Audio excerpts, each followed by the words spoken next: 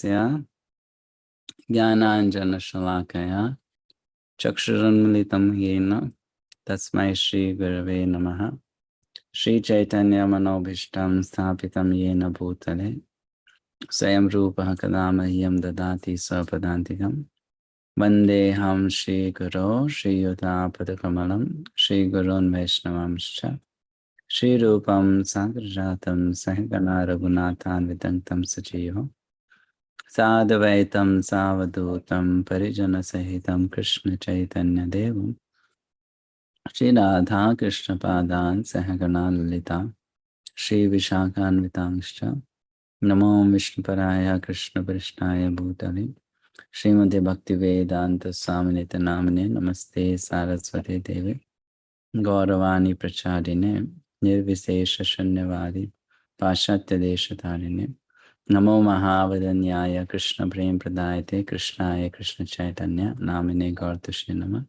He Krishna Karuna Sindhu Dina Bandhu Jagatpate Gopesha Gopika Kanta Radha Kanta Namustate Tapta Kanchana Gaurangi Radha Vrindavaneshwari Vrishabhanusute Devi Pranamami Hari Priya Mancha Kalpatarubhyasya Kripa Sindhubhya Evacha Patitanam Pavanebhyo Vaishnavebhyo Namo Namaha Jai Shri Krishna Chaitanya Prabhu Nityananda Shri Advaita Gadadhara Shivasadi Gaura Bhaktavinda Hare Krishna Krishna Krishna Hare Hare Hare Rama Rama Rama Hare Hare. So after some weeks we are resuming our classes.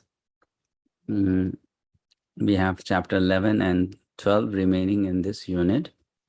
I will try to complete these two chapters in coming 3 to 4 weeks. So you can have an approximation of your second test for those who are giving the test. It will be mostly in the first week of January. First weekend of January. So we completed chapter 10 last time, the opulences of the Absolute, also known as Vibhuti Yoga. It had, I think, 42 verses, 42 verses, I think, or 44. I don't remember exactly. So there, Lord Krishna told Arjuna about 82 of his opulences, 81 or 82 of his opulences.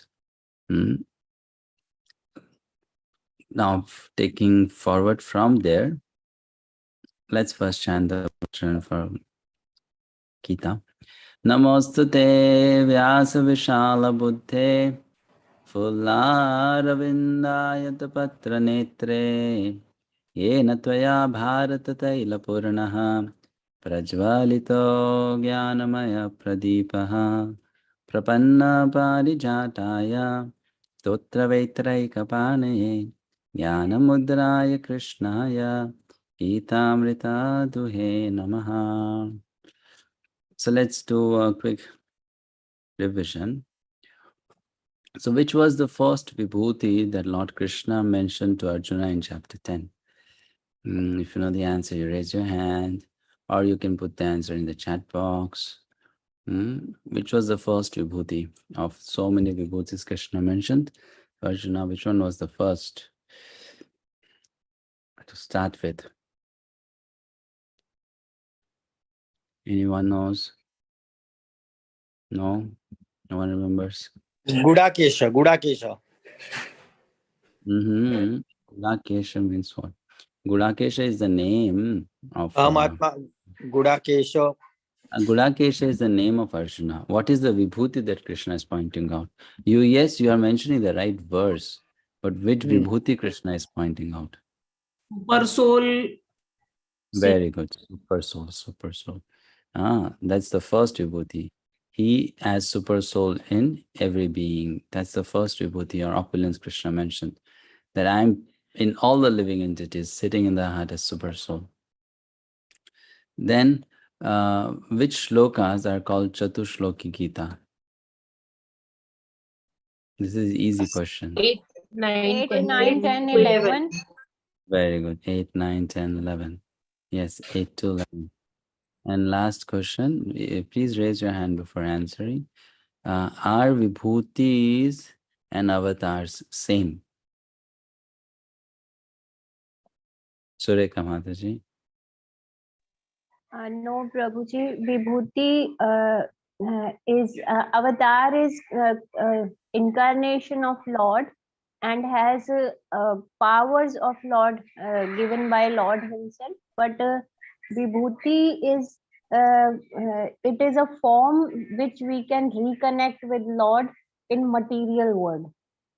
Okay, very good. Yes. So vibhutis and avatars are not the same. Avatars are direct manifestations of Krishna, expansions of Krishna. And if you meditate on avatar, that leads to spiritual perfection. But vibhutis are representations of Krishna's powers in the material world. So when we meditate on them, we have to see their connection to Krishna. Then it will lead to some kind of spiritual development. Good, thank you. So now in chapter 10, if you look at the last verse of chapter 10, 10.42, Krishna says, Ekam Shena Sthito Jagat. I am pervading the whole universe by one amsha, one fragment of myself. Amsha means small part. So by my small part, I am pervading the entire universe, which means this huge universe, whatever trillions and trillions and trillions of activities are getting performed there in every single second. It is all being performed, it's all being supervised, all being monitored, all being sanctioned by just one tiny part of Krishna. So how great Krishna is. That's the Vibhuti Krishna explained. Now in this chapter, so chapter 11, Arjuna is going to express his desire to see that form. Krishna said, I pervade everywhere. Or in other words, I am everywhere. So he's everywhere in a particular form. And in this chapter, Arjuna expresses the desire to see that form. How does that form look like? And in response to that request, Krishna is going to show the universal form known as Vishwarupa. Vishwarupa, right? Universal form. Okay, so let's start chanting the verses. First to 4 verse. Arjuna uvacha mad anugrahaya paramam guhyamadhyatma sangitam yatvayuktam vachastena mohoyam vigato mama avapyayo hi bhutanam shrutau vistarasho maya tvattah kamalapatraksha mahatmayam apichavyayam evametat yathatvam atmanam parameshvara drashtumichhami te rupam aishwaram purushottama manyase yadi tat shakyam maya drashtum iti prabho yogeshvara tato me tvam darshayatmanam avyayam. Verse number 1, text 1. Arjuna uvacha mad anugrahaya paramam guhyamadhyatma sangitam yatvayuktam vachastena mohoyam vigato mama. So Arjuna is making a request here in these first 4 verses. What is Arjuna's request? Arjuna wants to ask Krishna to show him the universal form. But before doing that, he's saying, Mad anugrahaya. Anugraha means mercy or favor. So he's saying, Mad anugrahaya paramam guhyam. You, out of your great kindness upon me, first of all, told me the list of opulences that you have. If you remember in chapter 10, Arjuna had asked a question, right? He wanted Krishna to describe his vibhutis in detail. So he said 3 questions. In what all forms you can be remembered, right? How to think of you always, right? So three questions he had asked. Keshu, Keshu, cha bhaveshu, that shloka. So from that chapter, Arjuna understood one thing. What is that? That all the vibhutis that Krishna explained in chapter 10 and all the other vibhutis that Krishna has in the material world, they all are sheltered at Mahavishnu, who is the first Purusha avatar of Lord Krishna. Lord Krishna has 3 Purusha avatars. One is Mahavishnu, second is Garbhodakshay Vishnu, and third is Shirodakshay Vishnu. Mahavishnu is also known as Karnodakshay Vishnu. So this Mahavishnu or Karnodakshay Vishnu is the shelter of all the vibhutis of Krishna in material world, which means all the vibhutis are manifestations of Mahavishnu. And that Mahavishnu is an avatar of Lord Krishna. This is what Arjuna understood from chapter 10. So Krishna expands himself. I mean, it's a long succession into Mahavishnu, and then Mahavishnu is the cause of or the source of all the vibhutis in the material world. Now, seeing that Krishna, who is his friend, is standing in front of him, and that same Krishna is the source of all avatars, Arjuna is greatly happy. He is thinking that how great my friend is. He is not just an avatar, he is avatari. He is the source of all incarnations, right?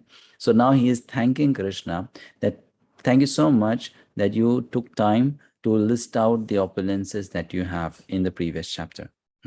So a lesson we learn from this is that because it's a conversation going on between Krishna and Arjuna, a lesson which we learn here is we should not shy away from expressing our gratitude. It enhances the sweetness of the relationship. So Arjuna is thanking Krishna. Then thank you. You answered my question. You answered my question. And because of that, what happened? Moho yam vigato mama. My illusion about your opulences or vibhutis are gone. Now I know very well that you are the source of all the avatars. So then he makes this request. But before we do that, we'll look at the purport of 11.1. Let's look at the translation also. Arjuna said, by my hearing the instructions you have kindly given me about these most confidential spiritual subjects, my illusion has now been dispelled. My illusion has now been gone. In this purport, it's a little long purport, so I asked 2 devotees to read it. Each can read half of it, right? So, Arati Mataji, yes, you can read the first half. Hare Krishna, Prabhu. Yeah. This chapter reveals Krishna as the cause of all causes. He is even the cause of the Mahavishnu, from whom the material universe emanates. Krishna is not an incarnation. He is the source of all incarnations. This has been completely explained in the last chapter. Now, as far as Arjuna is concerned, he says that his illusion is over. This means that Arjuna no longer thinks of Krishna as a mere human being, as a friend of his, but as a source of everything. Arjuna is very enlightened and is glad that he has such a great friend as Krishna. But now he's thinking that although he may accept Krishna as a source of everything, others may not. So in order to establish Krishna's divinity for all, he is requesting Krishna in this chapter to show his universal form.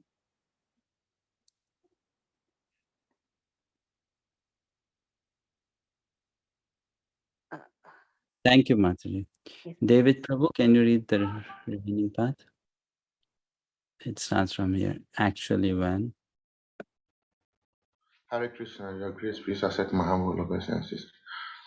Actually, when one sees the universe form of Krishna and becomes frightened like Arjuna, but Krishna is so kind that after showing it, he converted him again into his original form. Arjuna agreed to what Krishna has several times said. Krishna is speaking to him just as for his benefit. So Arjuna acknowledges that all this is happening to him by Krishna's grace. He is now convinced that Krishna is the cause of all causes and is present in everyone's heart as the super soul. Yes, thank you. So Srila Prabhupada makes it very clear why Arjuna is speaking like that. So this chapter reveals Krishna as the cause of all causes. He is even the cause of the Mahavishnu, from whom the material universes emanate. Krishna is not an incarnation, he is the source of all incarnations. That has been completely explained in this chapter, right? Let's look at the next verse. Bhavapyayo hi bhutanam Shruto vistarasho maya Tattah kamalapatraksha Mahatmayam apichavyayam. O lotus-eyed one, I have heard from you in detail about the appearance and disappearance of every living entity and have realized your inexhaustible glories.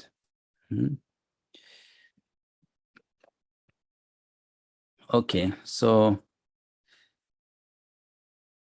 let's read the purport here. Someone please volunteer. Sonali Mataji. Hare Krishna Prabhuji. Arjuna addresses Lord Krishna as lotus-eyed. Krishna's eyes appear just like the petals of a lotus flower out of his joy. For Krishna has assured him in a previous chapter, Aham Krishnasya Jagata 𝗪𝗶𝗹𝗹 Tatha. I am the source of the appearance and disappearance of this entire material manifestation. Arjuna has heard of this from the Lord in detail. Arjuna further knows that in spite of his being the source of all appearances and disappearances, he is aloof from them. As the Lord has said in the 9th chapter, he is all pervading, yet he is not personally present everywhere. That is the inconceivable opulence of Krishna, which Arjuna admits that he has thoroughly understood. Hare Krishna. Hare Krishna. So here we understand that Krishna is the Supreme Lord, is the source of everything, source of all avatars, is the source of Vishnu. So here's a question for you, an interesting question. Now, if Krishna is the Supreme Personality of Godhead, and he is the source of Lord Vishnu, why is Lord Vishnu mentioned more often in the Vedic scriptures? You read the Vedas, you read the Upanishads, you read the Puranas, you find the name of Vishnu coming more than the name of Krishna. There are more prayers to Lord Vishnu than to Krishna. There are more, whenever something has to be done, some yajna, some ceremony, then there is the name of Lord Vishnu. So why so? You can raise your hand if you know the answer, please. Okay, Navnidhi Mataji. Hare Krishna Prabhuji, Dandavat Pranam. Prabhuji, maybe because he is the maintainer of this material universe and always in the mode of goodness. So Krishna is not in Vishnu is not in mode of goodness. He is the master of mode of goodness. Yeah, Vishnu is the master of mode of goodness. Lord Vishnu, because maybe he is the maintainer of this material world. Maintainer of the material world. So? Prabhuji, I'm not able to explain exactly. He is not direct contact with the material world. That's the concept. I'm so not able that to even Krishna is also not direct contact with material world. So, but why Vishnu is there more in the Vedic scriptures? So you said he's maintainer of the material world. So that's fine. Yes.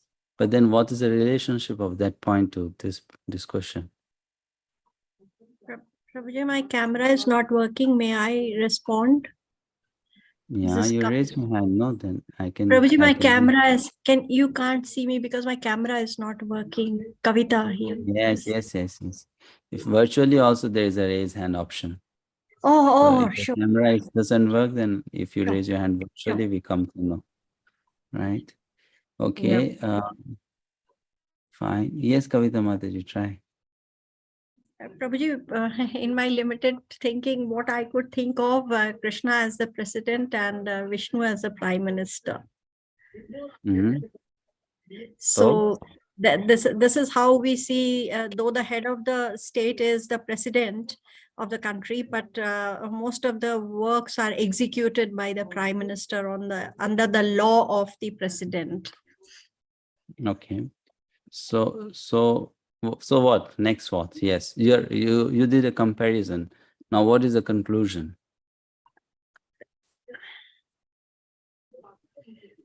So, and Vishnu, because Lord Vishnu is enacting on behalf, under the instruction of Krishna, because he is its expansion. So maybe his name appears more. Okay, fine. Thank you. Yes, so pretty close, but still there's something more needed to complete the answer. David Prabhu? Hare Krishna, Hare Krishna. I think Vishnu is the same thing as Krishna, but Vishnu is the representative of this universe. And since Krishna is, I think Krishna wants us to know more about Vishnu to reach him.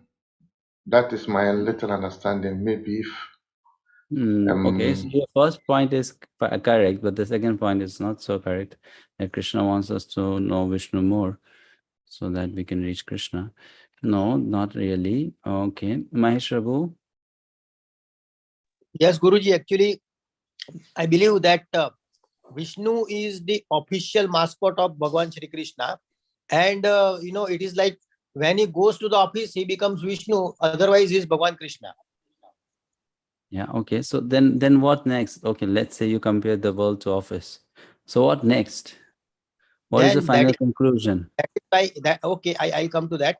That is why Mahavishnu is you can say official spokesperson, or in his name all the orders, or his name is, that is why more appearing, because the person who is in office is the CEO of the company, or president of the company. Then it will be more often that his name will come, all the orders or any other thing will be coming in his name. Very good. Thank you. Yes. So that was the only thing I was looking for. So basically, what others said is also correct. But this was the point. Because Lord Vishnu has been made the in charge of the material world, it is obvious that people have to deal with him more often than Krishna. And the Vedas, most of the Vedas is teaching us how to live in this world properly. Only a little section of the Vedas is teaching us how to get out of this world. So when it comes to living in this world, I have to work in accordance with whom? The people who are managing the world. And who are managing the world? Brahma, Vishnu, Mahesha. They are three directly connected to the material creation. That's why most of the prayers, most of the sacrifices, most of the offerings you make, there'll be names of Lord Vishnu. Because he's involved in it. He's required for that. And why Krishna allows his name to be more there? Because Krishna is a gentleman. If he has made Lord Vishnu in charge of something, Krishna is not going to, sideline Vishnu when he comes to this world. Just like any person who is a good leader will never sideline the people below him or her, will always respect the authority that the leader has given to them, And sometimes the leader may also tell them, can I please do this? Or will also ask their permission, though the persons below the leader are not actually, needed to be asked. So Krishna does that. That's why Vishnu's name comes more. Now, that doesn't mean that because Vishnu's name comes more, Vishnu is superior to Krishna. Or it doesn't mean that Vishnu's name comes more because Vishnu came before Krishna, like some people would say, So in eternal time, there's nothing like before and end. In eternal time, Krishna is always there and he's the origin of all, right? So that is the reason we have Lord Vishnu's name. Okay, let's go to the next verse now. Verse number 3. Hare Krishna, Prabhu. I have a question. Can I ask? Yes, Matsu. Prabhu, when we call Narayana, to which form of Krishna we are actually, it's Krishna or it's Vishnu, Narayana? Narayana means Ayana means resting place, and Nara means living entities or human beings. So that form of the Lord who is the resting place for the human beings is called Narayana. So who is the Lord who is the resting place of human beings? It is Mahavishnu. Also Garbhodaksha Vishnu, but more prominently Mahavishnu, because after the destruction of the universe, all the living entities, they go inside the body of Mahavishnu and they lie there, you know. And when again there is creation, they come out of the body of Mahavishnu. So Narayan refers to Vishnu form of Krishna, specifically talking Mahavishnu form of Krishna. Okay. I think Mataji is lost. Let's go to the next verse. Verse number 3. Evametadyatattatvam atmanam parameshvara drashtumichhami te rupam aishwaram purushottama. So now Arjuna makes a request that please show me that form. And he addresses Krishna as Purushottama. Why? Let's read the slides here, the explanation given by Srila Prabhupada. Someone would like to volunteer reading the slide? Vijaya Krishna Mataji. Hare Krishna Prabhu. Purushottama. Arjuna is addressing the Lord as Purushottama is also significant. Since the Lord is the Supreme Personality of Godhead, he is present within Arjuna himself. Therefore, he knows the desire of Arjuna and he can understand that Arjuna has no special desire to see him in his universal form. For Arjuna is completely satisfied to see him in his personal form of Krishna. But the Lord can understand also that Arjuna wants to see the universal form to convince others. Yes. So here basically what is happening is Arjuna told Krishna, you said that you have entered into this universe and you pervade it all, and Krishna says yes. So Arjuna then tells to Krishna, can you show me that form please? And Krishna may ask Arjuna, do you doubt my words? Don't you believe my words? And then Arjuna says, oh Krishna, you are sitting in my heart as Paramatma. Don't you understand why I'm asking this question to you? I'm not asking this question to you because I doubt you or I doubt your words. I am asking this question to you for a different reason. And what is that reason? The reason is Arjuna is wanting here to see the universal form to convince others about the divine nature of Krishna, to convince others that Krishna is Supreme Personality of Godhead, to convince others that Krishna is the source of Lord Vishnu, right? Now, if anyone asks us this question on the basis of Gita, how can we say Krishna is the source of Vishnu? Then give the answer from chapter 11 of Gita, that here is the evidence that Vishnu is coming from Krishna, and Krishna is the source of form. So then now Arjuna makes a request. He says, Manyase tyadi tat shakyam maya drishtum iti prabho. If you think I can see, so he's making a request. He's not giving orders to Krishna. Then he says, Yogeshvara tato me tvam darshayatmanam avyayam. So now if Krishna tells Arjuna, no Arjuna, you cannot see me with your eyes, you are not capable, then Arjuna is telling, okay, I am not capable, but you are Yogeshvara. You are the master of all mysticism, which means if I don't have the eyes to see that form, you can give me the eyes to see that form. So please give me the eyes. So he's very smart. If Krishna would deny, he's telling Krishna, you can do anything. Nothing is impossible for you. So you give me the eyes to see you. If you so desire, I'm only requesting you, right? So in this way, Arjuna makes a request. Let's look at the translation of 4. If you think that I'm able to behold your cosmic form, O my Lord, O Master of all mystic power, then kindly show me that unlimited universal form. Kindly show me that. Snehal Mataji.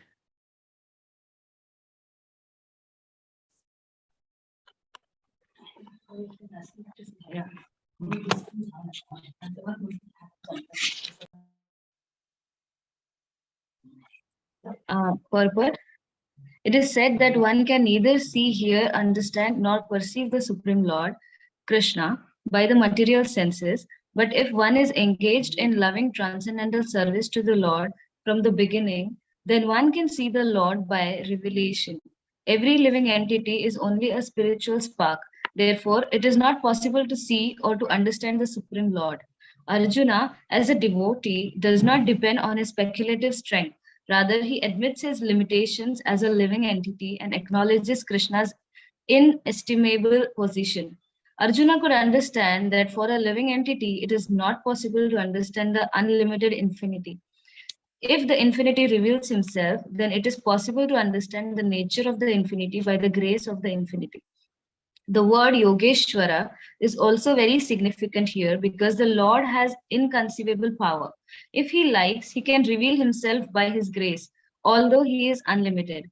Therefore, Arjuna pleads for the inconceivable grace of Krishna. He does not give Krishna orders. Krishna is not obliged to reveal himself unless one surrenders fully in Krishna consciousness and engages in devotional service. Thus, it is not possible for persons who depend on the strength of their mental speculations to see Krishna. Thank you. Thank you, Prabhuji. Thank you. So here Arjuna is requesting Krishna, and Srila Prabhupada is making a point in the purport that it is not possible for those who are finite to on their own understand the infinite. The infinite cannot be, compacted inside our limited abilities, because his abilities are infinite. His knowledge is infinite, his opulences are infinite, his activities are infinite, his qualities are infinite. And if he is logical, then he has infinite logic. And our logic, our understanding, our intelligence is all finite. So it's not possible to fit in infinite with infinite. And how then does that become possible? Only when the infinite becomes merciful upon the finite. Like an example is given by one South Indian Acharya. He says, for a small boy, it's very difficult to climb an elephant. Even if it tries to jump over and sit on the back of elephant, not possible. But if the elephant, looking at the face of the boy, feels some pity for that boy, then that elephant may sit down. And now the boy can climb on back of the elephant. So just like that, when the Lord, the supremely infinite Lord, feels some mercy for the finite jiva, living entity, then the Supreme Lord allows the living entity to know the Supreme Lord to some extent, to serve the Supreme Lord, to see the Supreme Lord. So in this regard, Srila Bhaktisiddhanta Saraswati Thakur, Srila Prabhupada's Guru Maharaj, used to tell a very interesting story to give a lesson in this context. So he told this story in the book known as Upadesh Upakhyane, which means short instructive stories. So there was once a very rich landlord who got a very crazy desire. Sometimes those people who are filthy rich, they are crazy in what they expect from life and people around. So this zamindar, he had this crazy desire that he wanted to see the sun in the night. So he called some of his servants and said, I want to do something which no one has done. And the servant said, what? I want to see the sun in the night. Everyone sees the sun in the day. So the way he was crazy, some of his close associates, ministers were also crazy, because they wanted to always satisfy him and get some money out of him. So then one of his sycophant followers said, no worries, my dear Lord, we will arrange for you to see the sun. Let me arrange for a big torchlight that can show you the sun. So he arranged for a torchlight, but of course, you cannot find the sun using the torchlight. Then another follower came and said, the torchlight is not sufficient. We need stadium lights, the big halogen lamps. We need that. So the landlord said, okay, arrange for that. They even did that.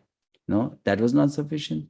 Then some scientists came who were followers of that landlord, and they said, we'll arrange for a bigger source of light. And in this way, you can see the sun in the night. They also tried, but still the sun could not be seen. So Bhaktisiddhanta Thakur made a comment there on this story. He gave a lesson. He said, just like that foolish landlord could not understand, you cannot see the sun in the night. Similarly, materialistic people, scientists, philosophers, and so-called religionists, they cannot understand that the Supreme Lord cannot be understood by one's material capacities or material powers, material abilities. With one's eyes, with one's senses, with one's intelligence, with one's brain power, one cannot capture God or cannot capture Krishna. That's not possible. Now, how is it then possible? The landlord has to just wait for some hours to pass. When the night will be over, the sun will itself come out and show itself, you know. So similarly, when we engage in activities which will please the Supreme Lord Krishna, then one day Krishna will show himself out of his own mercy and free will. That, see, I am here, you know. So just like sunlight is needed to see the sun, similarly, Krishna's personal mercy is needed to see Krishna. There's nothing else that can show Krishna. Only Krishna's mercy can show Krishna. So here Prabhupada mentioned that point because Arjuna is telling Krishna, I want to see your universal form. I cannot see it on my own. Only if you show it to me, then I can see. Only if you show to me. So this is what those who are learned, they think like and behave like, you know, like Srila Prabhupada, when he was terribly ill, his disciples asked him, can we pray to Krishna to, you know, help recover your health? You become healthy again, you become normal again. So then Srila Prabhupada said, yes, you can go pray to Krishna, but don't order Krishna. You go and tell Krishna, Krishna, if you so desire, then let the help of Srila Prabhupada become fine. You know, or Krishna willing, means if Krishna so wants, let this thing happen. Let this thing happen if he wants. And so that is the right attitude which Arjuna is manifesting here. Let's go to the next section now, which is verse 5 to 8. Arjuna made the request to Krishna. Now, okay, there's a lesson, good lesson. Bhakti is the path of revelations. Everything is revealed on the path of bhakti, the knowledge, the joy, the signs, everything. Now, Arjuna requested to see the universal form in these 4 verses, and there are 4 main reasons why he wanted to see the universal form. First, he wanted to establish Krishna's divinity. Second, he wanted to set a criterion for people who will be coming in the future and posing themselves as incarnations, that if you are incarnation, show the universal form. Third, he wanted to prove that Krishna is always truthful. If he says he can show, he can also show. And he wants to glorify Krishna by showing the world his greatness, because he is his friend. So now Krishna then describes the universal form. Before he shows it to Arjuna, he tells Arjuna what he is going to see, what all he is going to show to Arjuna. So he describes the universal form. Let's look at the verse 5 onwards, 5, 6, 7, 8. Shri Bhagavan Uvacha Pashya me partha rupani Shatashotha sahasrashaha Nana vidhani divyani Nana varna kriti nicha Pashyadityan vasun rudran Ashvino marutastatha Bahunya drishta purvani Pashyacharyani bharata Ihekastam jagat kritsnam Pashyadya sacharacharam Mama dehe gulakesha Yachanyadrashtumicchasi Natumam shakshyase drashtum Anenaiva swachakshusha Divyam dadami te chakshuhu Pashyame yogam aishwaram. I just recall, today is Gita Jayanti. So wish you all a very happy Gita Jayanti. And it's nice that we are getting chance to chant some Gita shlokas today. Text 5. Shri Bhagavan Uvacha Pashyame Partha Rupani. So the Supreme Personality of Godhead said, my dear Arjuna, O son of Pritha, see now my opulences, hundreds of thousands of forms, of varied divine and multicolored forms, right? So that's what Krishna is telling Arjuna here. Anit Mataji wanted to read. Hare Krishna Prabhuji. Arjuna wanted to see Krishna in his universal form, which, although a transcendental form, is just manifested for the cosmic manifestation and is therefore subject to the temporary time of this material nature. As the material nature is manifested and not manifested, similarly, this form, this universal form of Krishna is manifested and non-manifested, is not eternally situated in the spiritual sky like Krishna's other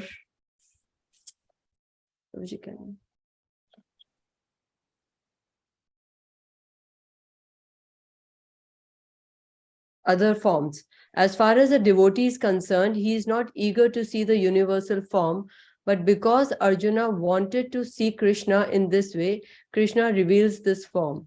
This universal form is not possible to be seen by any ordinary man. Krishna must give one the power to see it. Hare Krishna.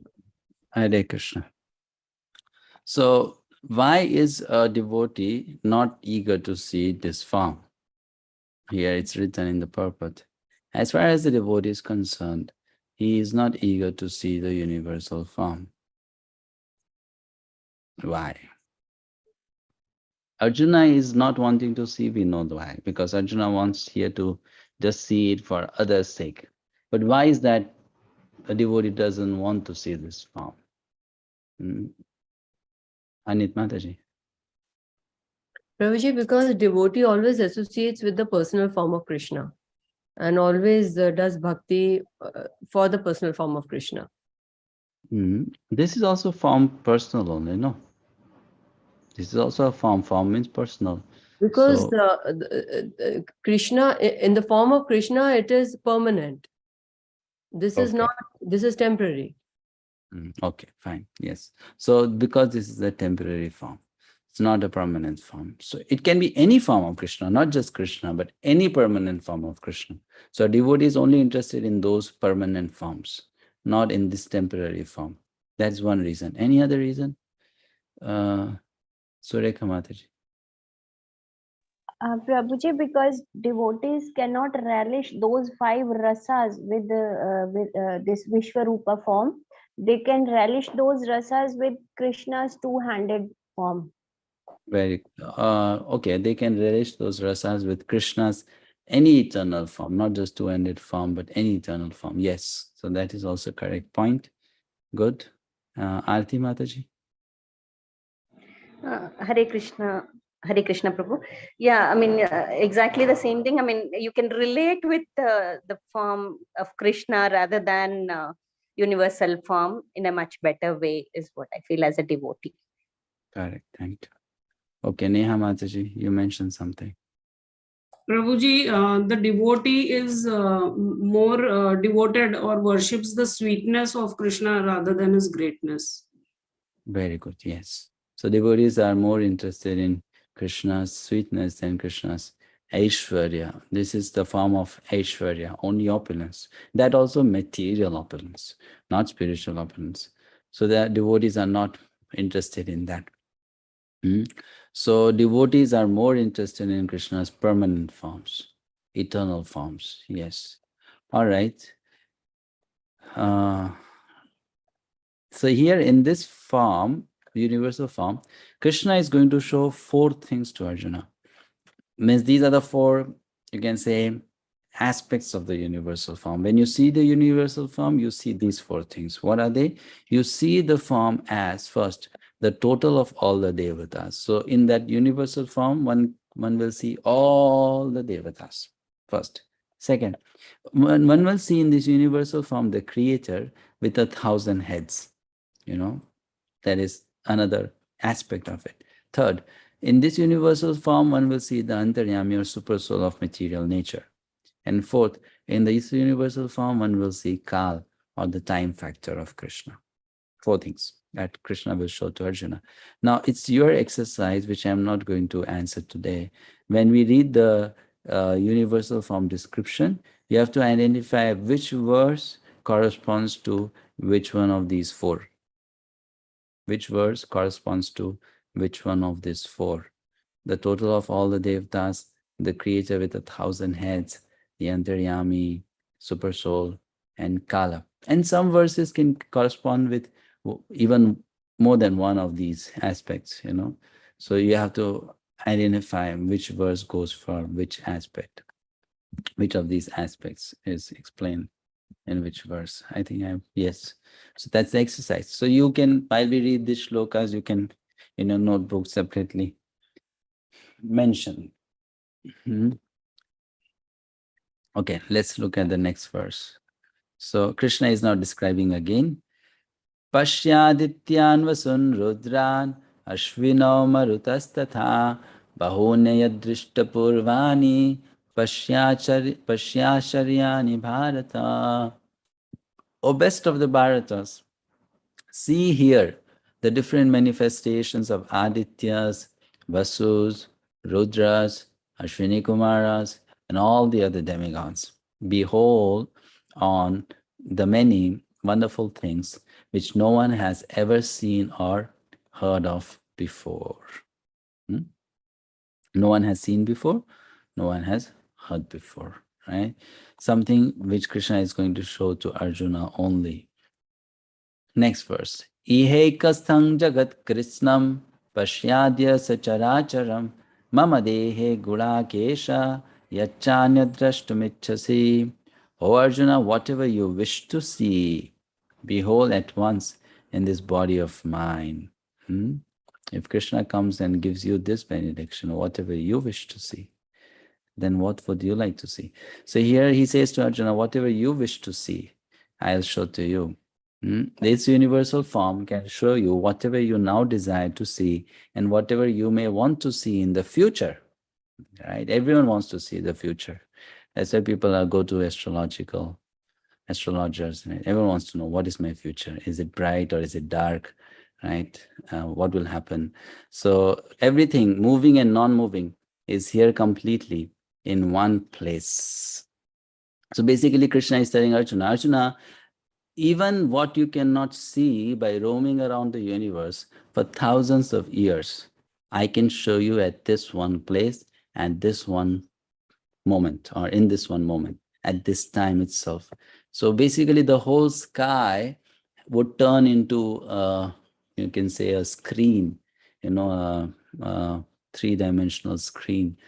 And Arjuna will be able to see in that sky, which is now a screen, everything that Krishna wants to show Arjuna. And this screen which will come over into the sky is something that will correspond as per the mind of Arjuna. We have to change the channels by putting on the remote buttons. But here Arjuna will think of something and the screen will show. Quite interesting.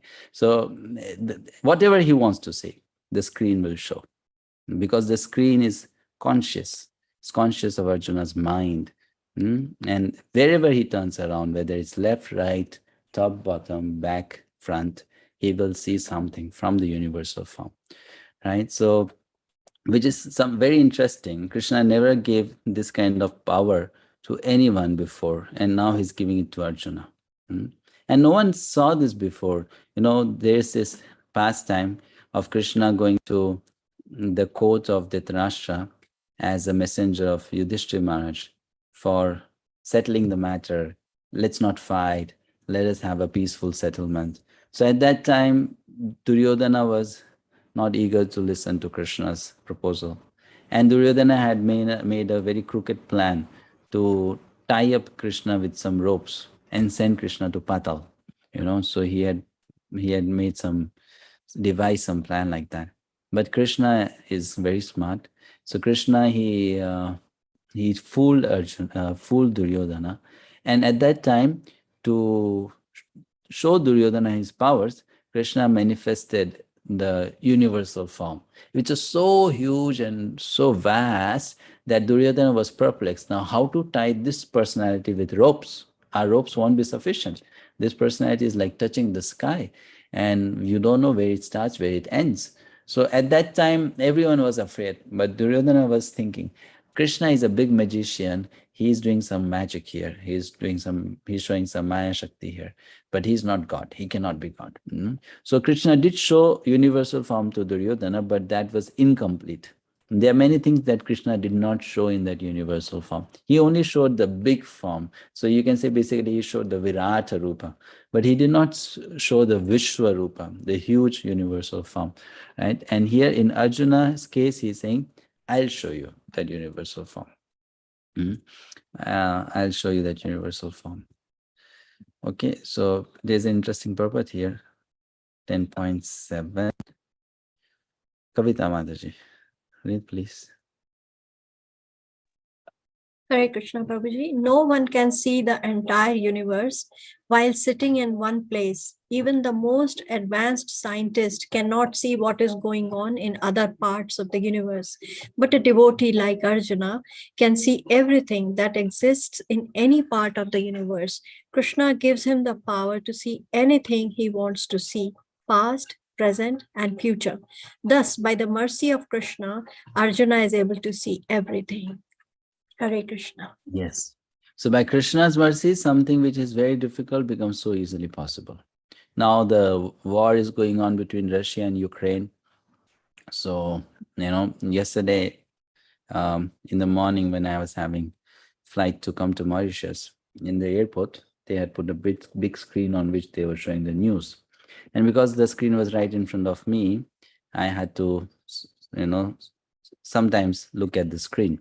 So I saw how they were showing that just to fight better and tackle with the, strategic movements of the opposite army, how much they invest on hidden cameras, cameras below water, cameras in the sky, cameras everywhere, just to see what the other person is doing. Spend so much of energy, so much of money, and that much of effort to see what? To see only a little bit of a limited area. And here that same thing is made possible by Krishna just by snapping his finger. That Arjuna, you want to see? See. That's how it becomes so easy. So devotional life makes things, many things, even material things, much more easy compared to materialistic people. They have to work very hard for getting that thing. So it's a good lesson for us. Why it was possible for Arjuna to do that? Because he joined the team of Krishna. Making teams with one who is bigger than you brings you bigger success. Why not then team up with God? Why not join his team? If we join his team, then if you want to be successful, we'll have the biggest of success. Because Krishna's team always wins. He never loses.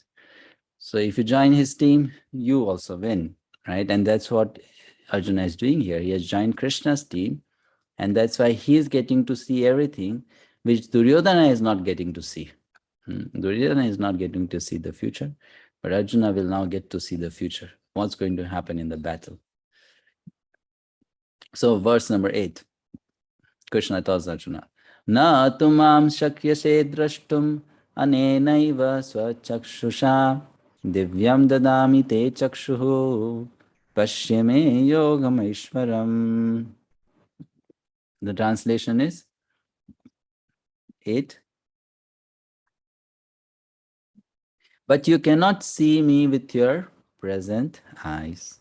Therefore, I give you divine eyes. Behold my mystic opulence. So Krishna is giving Arjuna a new set of glasses, a special vision to see the universal form. And he says, Divya dadami te chakshuhu. Divya, divine, right? So to see Krishna, does one not need divine eyes? One needs divine eyes, right? Isn't it? To see Krishna, one needs divine eyes. Ordinary eyes cannot see Krishna. So Arjuna is seeing Krishna, the chariot driver, two-armed form of Krishna. And Krishna is telling Arjuna, I'll give you divine eyes so that you can see the universal form. So now one may say, reading this verse, that the universal form is superior to Krishna's form. Because to see the universal form, Arjuna is being given divine eyes. Whereas Arjuna could see Krishna with ordinary eyes. But then that's not the real understanding. Here, Arjuna being given divine eyes is not an upgradation for Arjuna's vision. It is basically a degradation for Arjuna's vision. Now Arjuna's eyes are filled with love. So he can see Krishna's two-handed form. Krishna will change that vision to the vision filled with not love, but with respect, with awe and reverence. And that vision can see the universal form. So here divine refers to celestial vision. Krishna is going to give that eye to Arjuna, which the demigods have. The demigods have a certain kind of eyes. And through those eyes, the demigods can see what we cannot see. They can see the universal form, but we cannot see. So Krishna will give Arjuna the eyes of the demigods. But Krishna will not give Arjuna the mind of the demigods. He will only give the eyes of demigods. He will not give the mind of demigods. Why? Because if Krishna gives Arjuna the mind of demigods, Arjuna will start loving the universal form. And Krishna doesn't want Arjuna to love the universal form. Krishna wants Arjuna to love his two-armed form. So he'll give only the vision, but not the mindset. And that's why after some time, Arjuna will get bored. I don't want to see this anymore. Please change the channel. This is no more interesting, So he will make that request to Krishna. I don't want to see this anymore. So here Krishna is giving that vision to Arjuna. Prabhupada writes in the purport. Yes, anyone wants to read who has not read yet?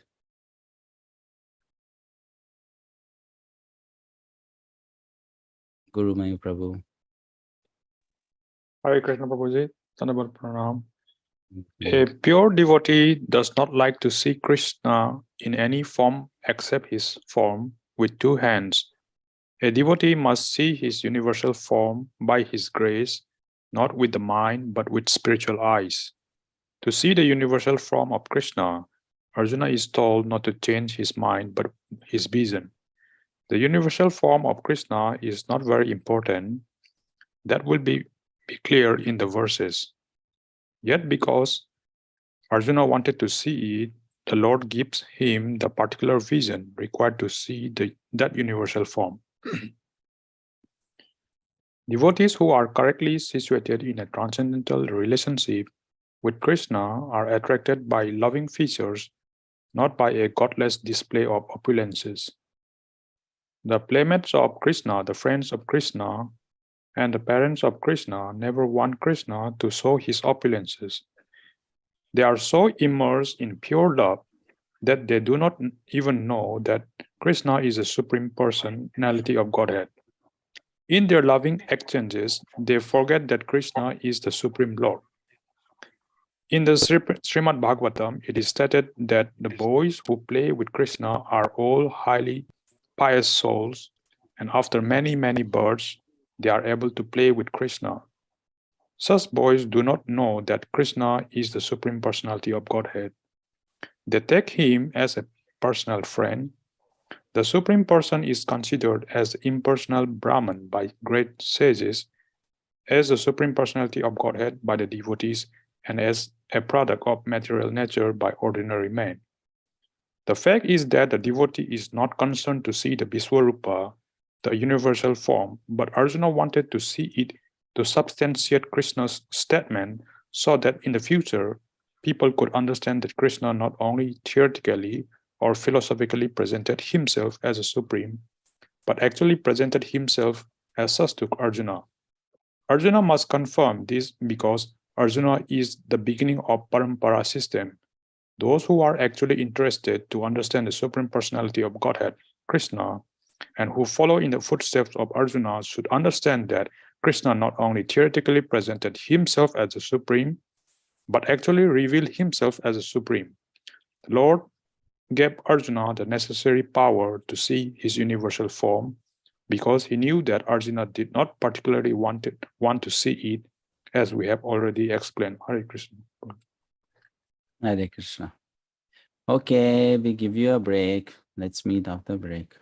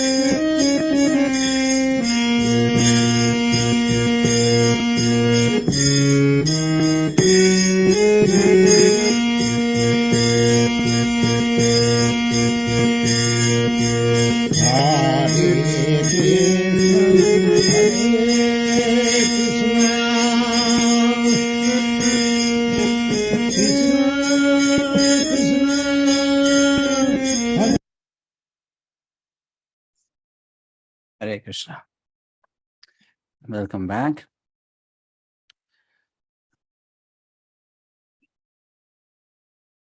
So now the new section, verses 9 to 14, is Sanjaya's narration of the universal form. Why is Sanjaya narrating? Because Krishna, after he told Arjuna he is going to show to Arjuna the universal form, he started showing. Krishna started showing, Arjuna started seeing. And then there was no conversation between Krishna and Arjuna. They are not talking. There was some silence. In this silence, Dhritarashtra must have signaled to Sanjaya what's going on. So then Sanjaya, he begins to narrate whatever he is able to see, to Dhritarashtra. Because whatever Sanjaya is seeing is not comparable to any material experience, Sanjaya is going to use the words that will tell Dhritarashtra very clearly that I'm trying my best to describe what is going on there, but it is not describable, right? So that's how he's going to make his words now, frame his words. Sanjaya uvacha evamuktva tato rajan mahayogeshvaro harihi darshayamasa parthaya paramam rupam aishwaram aneka vaktra nayanam aneka adbhuta darshanam aneka divyabharanam divyanekodyatayudham divyamalyambaradharam divyagandhanulepanam sarvascharyamayam devam anantam vishvato mukham divi surya sahasrasya bhaved yuga pad uttita yadi bhaha sadrishi sa syat bhasastasya mahatmanaha tatraikastham jagat kritsnam pravibhaktam anekadha apashya deva devasya sharire pandavastada tatah savisamaya vishto hrishtaro madhananjayah pranamya shirasa devam kritanjalira bhashata. So here Sanjaya is describing to Dhritarashtra. Let's look at verse number 9. He says, Eva muktva tato rajan mahayogeshvaro harihi Darshayam asaparthaya paramam rupam ishvaram. Sanjaya said, O king, having spoken thus, the Supreme Personality, the Supreme Lord of all mystic power, the personality of Godhead, displayed his universal form to Arjuna. Next. So many times he has used the word aneka and divya. Aneka vaktanayanam, anekadbhuta darshanam, aneka divya bharanam, divyaneko yatayudham, divya malayambaradharam, divya gandhanulepanam, sarvascharyamayam devam, anantam vishvato mukham. Remember this word vishvato mukham has come before? It has come in verse 9.15, where Krishna talks about three kinds of jnanis. And then there we had told you that Krishna is going to describe this particular type more in chapter 11, Vishvato Mukham. Vishvato Mukham means one who has his mukha, his face, all across the universe. So many faces, thousands and thousands of faces. Arjuna saw in that universal form unlimited mouths, unlimited eyes, unlimited wonderful visions. The form was decorated with many celestial ornaments and bore many divine upraised weapons. He wore celestial garlands and garments, and many divine scents were smeared over his body. All was wondrous, brilliant, unlimited, all expanding. So here you see the word Aneka and Divya has been used multiple times. So Aneka means countless, and Divya means no material comparison. This is to tell Dhritarashtra that what is being shown now, it cannot be compared to any material experience. It cannot be compared to any material experience. It's beyond material experience. That's why he's using these words. Okay. Let's look at the Prabhupada here. Someone would like to read?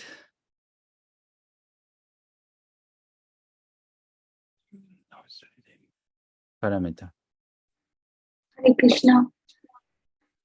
In these two verses, the repeated use of the word many indicates that there was no limit to the number of hands, mouths, legs, and other manifestations Arjuna was seeing. These manifestations were distributed throughout the universe, but by the grace of the Lord, Arjuna could not see them while sitting in one place. That was due to the inconceivable potency of Krishna. Hare Krishna. Next verse.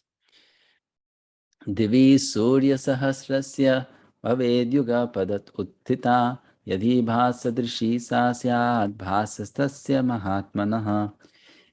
Now, when Dhritarashtra he heard from Sanjaya that this form was so wonderful and effulgent, he asked Sanjaya, how beautiful or wonderful is this? How bright it is? And then Sanjaya, just to give some kind of, imaginative description to it, he says, if hundreds of thousands of suns were to rise at once into the sky, their radiance might resemble the effulgence of the Supreme Person in that universal form. Now this is something which no one has seen ever. No one has seen hundreds of thousands of suns coming up into the sky at once, right? In the human history recorded in the Puranas, there is only mention of 12 suns coming into the sky at once. Only 12, that one incident is there. And what is that incident? After Krishna, he jumped into the Yamuna lake, not Yamuna river. There was a lake inside Yamuna river, a part of it. And he jumped into that to punish Kaliya.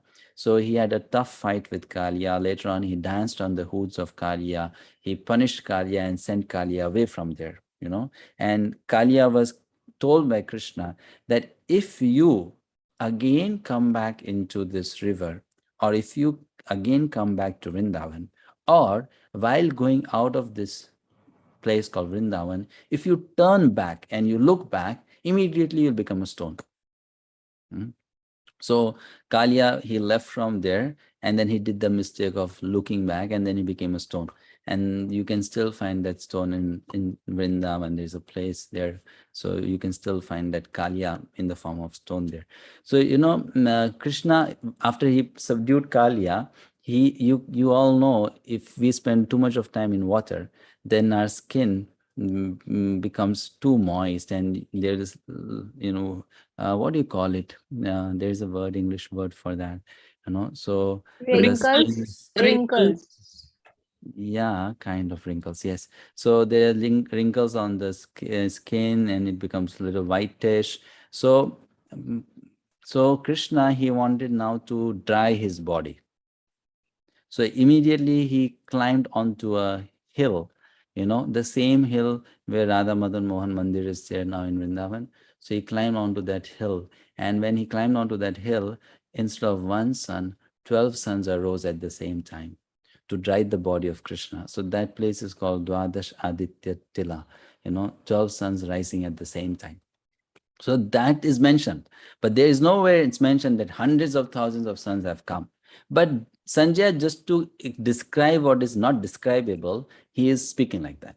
I always give this example. You go up to a big mela, a fair, and there are uncountable people there. So if someone asks you when you are back home, how many people were there? So then you say there were hundreds of people, or thousands of people, or hundreds of thousands of people. It's not that you were standing at the gate and counting everyone, who's entering or going out, but then you just say so many people, right? Similarly, Sanjay is speaking like that to Dhritarashtra here. Prabhupada.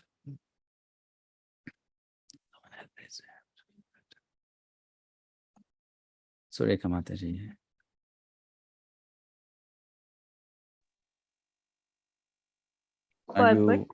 Yeah.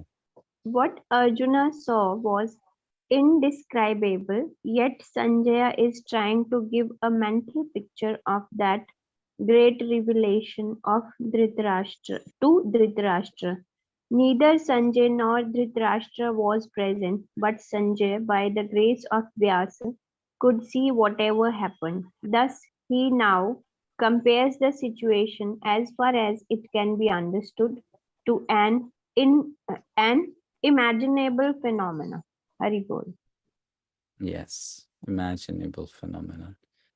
Text 13.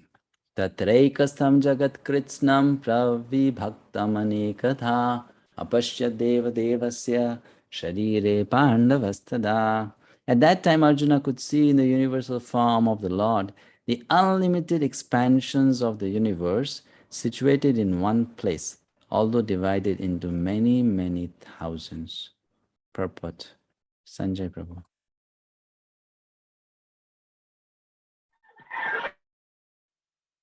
By Srila Prabhupada. The word Tatra there is very significant. Both Arjuna and Krishna were sitting on the so the universal form, others on the battle. Because Krishna gave the vision only to Arjuna. Arjuna could see in the body of Krishna many thousands of planets. As we learn from Vedic scriptures, there are many universes and many planets. So some of them are made of earth, some are made of gold, some are made of jewels, some are very great, some are not so great, etc. Sitting on his chariot, Arjuna could see all this, but no one could understand what was going on between Arjuna and Krishna. Hare Krishna. Yeah, no one could understand what was going on. So Krishna had showed the universal form right there itself on the battlefield.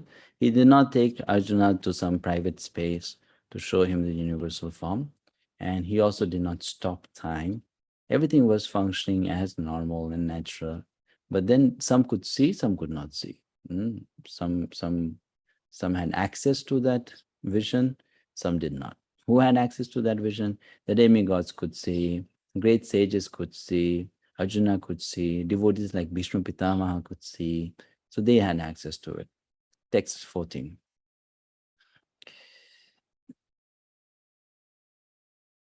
Tataha sa vishmaya vishto hishtaro madhananjayah pranamya shirasa devam kritanjalir abhashata. Now there is a change in Arjuna's mood. There is a change of rasa. Till now Arjuna was looking at Krishna as a friend. But now what is going on in Arjuna's experience has changed Arjuna's perception, because Arjuna's mood has changed. His rasa has changed. His rasa has now become tatahasa vismaya vishto. Vismaya means amazement, wonder. Arjuna is wonderstruck. He's wonderstruck. He's experiencing adbhut rasa. And what is the cause of wonder for Arjuna? The vision that he has. Here, Sanjay has used the word Dhananjaya in a very playful manner. Sanjay is telling to Dhritarashtra, sometimes any kind of opulence makes the person who is the seer wonderstruck. Like people get wonderstruck when they see someone's beauty. People are wonderstruck when they see someone's riches. People are wonderstruck when they see someone's wealth. People are wonderstruck when they see someone's intelligence. So people are amazed. Wealth is a cause of wonder. By using the word Dhananjaya, Sanjay is telling to Dhritarashtra, Arjuna has seen limitless wealth in his life. He has won limitless wealth and he has seen limitless wealth. And the material wealth has never been a cause of wonder for Arjuna. Okay? But if this form is making that Arjuna who is Dhananjaya wonderstruck, Dhritarashtra, try to understand what is the great opulence of this form. Even a steady-minded person like Arjuna, who is not, you can say, bitten by the glamour and glitter of this world, is becoming wonderstruck looking at the opulence of the universal form. So how divine, opulent, and impressive that form of the Lord is. That's what he is trying to say to Dhritarashtra. We'll look at the translation. Then, bewildered and astonished, his hair standing on end, Arjuna bowed his head to offer obeisances, and with folded hands began to pray to the Supreme Lord. Because now he's experiencing a different kind of rasas. So a quick question. What are the 5 primary rasas? You can put in the chat box or you can raise your hand to answer it. What are the 5 primary rasas?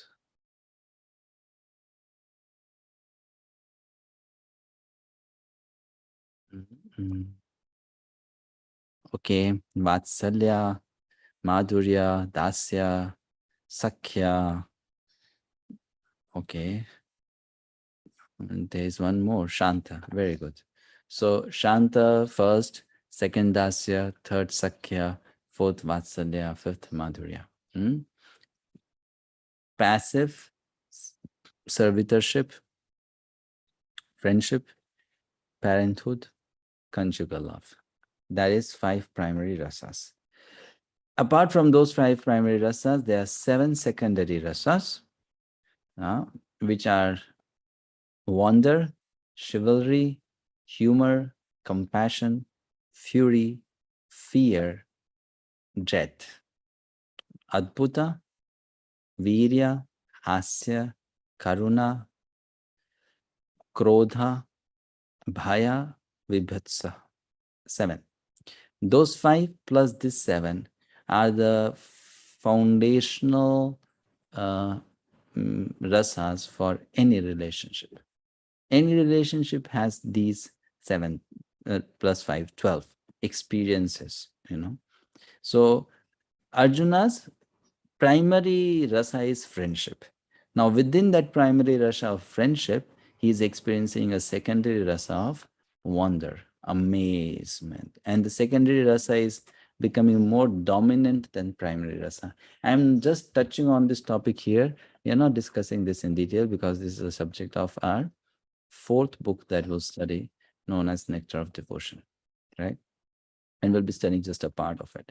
So, Prabhupada, who would like to read the Prabhupada?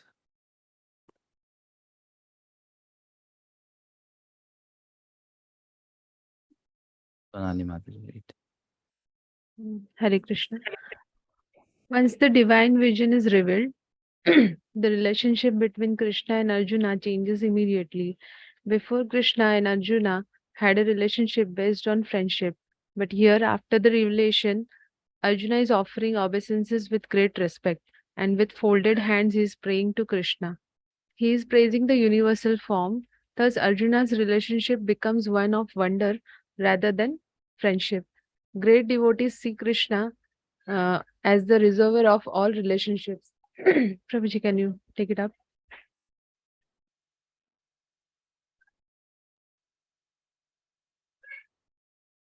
In the scriptures, there are 12 basic kinds of relationships mentioned, and all of them are present in Krishna. It is said that he is the ocean of all the relationships exchanged between two living entities, between the gods, or between the Supreme Lord and his devotees. Shall I continue, Prabhuji?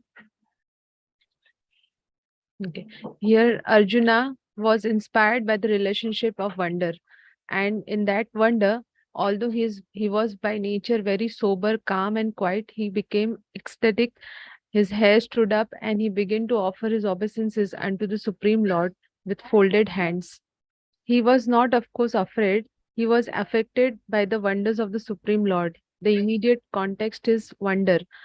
His natural loving friendship was overwhelmed with wonder, and thus he reacted in this way. Hare Krishna. Hare Krishna. So his natural friendship was overwhelmed by wonder.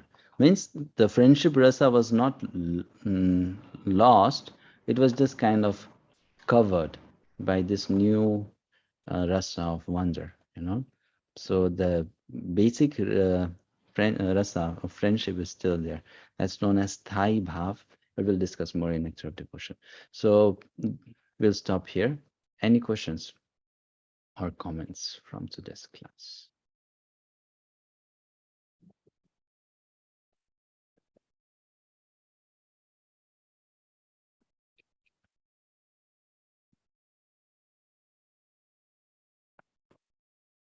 Mahesh. Yes, Hare Krishna Guruji. This shlok number 3, in that Arjun is actually telling Bhagwan Shri Krishna's name as Purushottama. Then, he already knew that thing. And why 15th chapter again, it was a Purushottam Yog, full of, Bhagwan Purushottam, he is declaring himself as Purushottam. So what is the significance of using this particular word, which has come first time in the, other than in 15th chapter, this one in the chapter 11? Why? Okay, now your question is why there is a need of Purushottam Yoga chapter later. Arjuna already declared here Krishna to be Purushottama. So Arjuna's declaring Krishna as Purushottama or not declaring as Purushottama has got no relationship why that chapter is to be there, not to be there. Arjuna as such already knows everything about Krishna. So he already knows Krishna is Param Bhagavan. He already knows everything that Krishna is going to tell in Bhagavad-gita to Arjuna. For some time, he was made to forget all that because Krishna wanted to speak the Gita to Arjuna, right?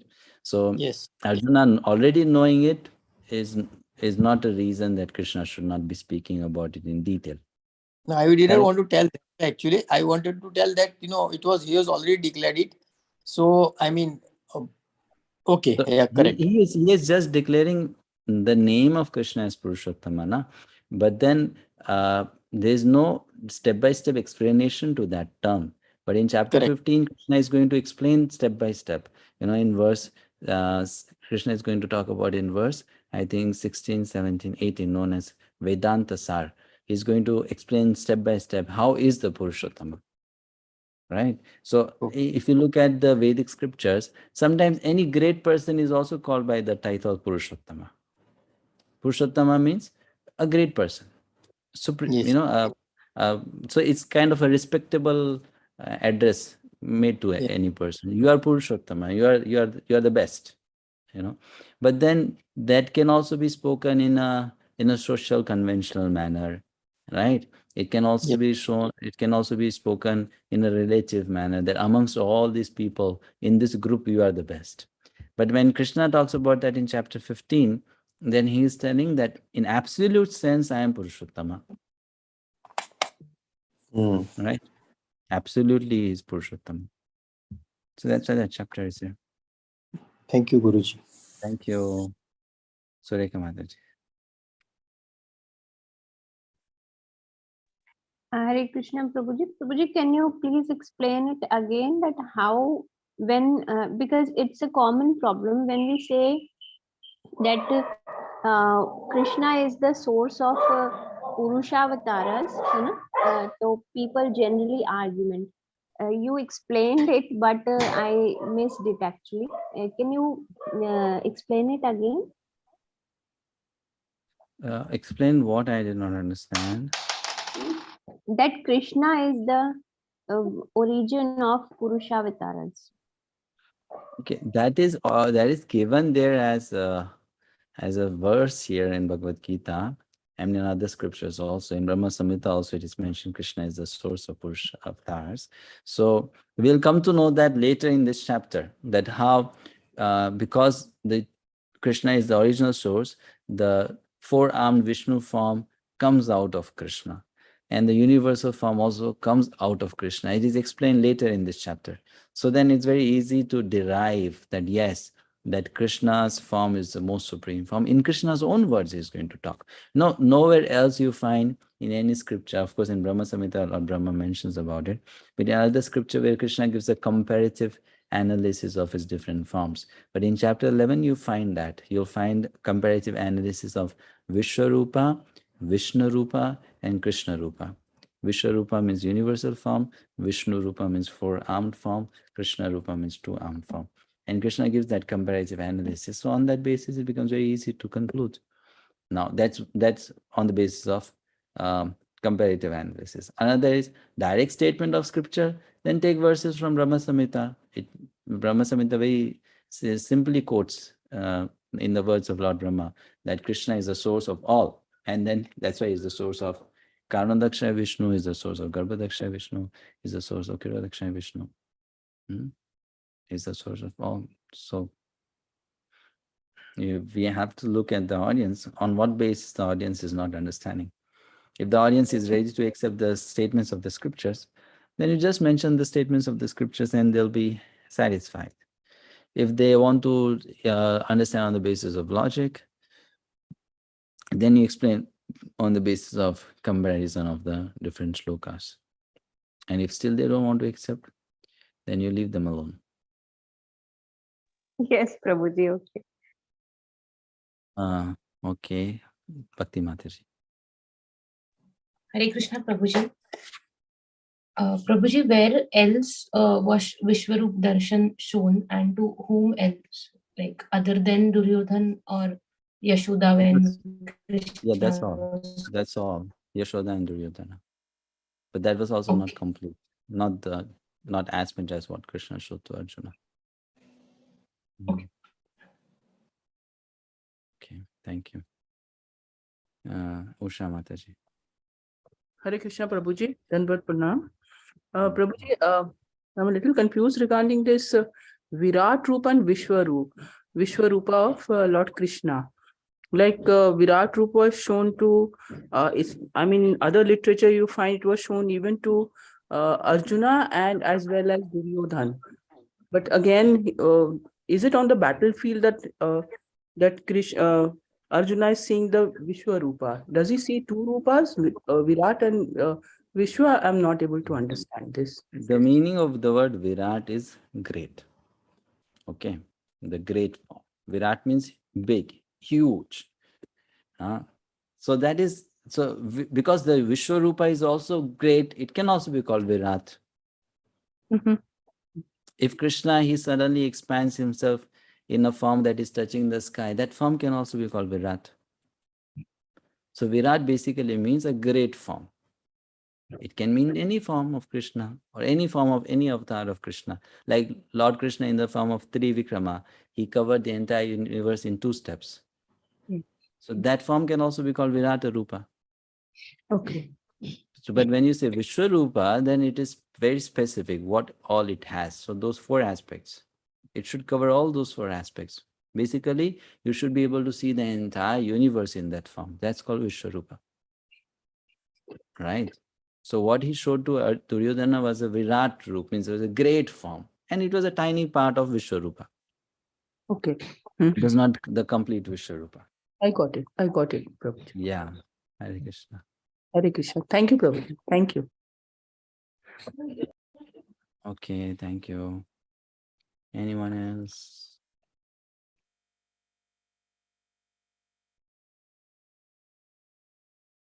Yeah, Mataji. Prabhuji, Hare Krishna.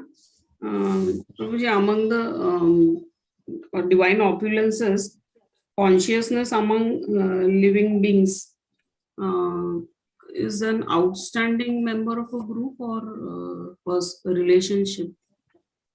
Relationship.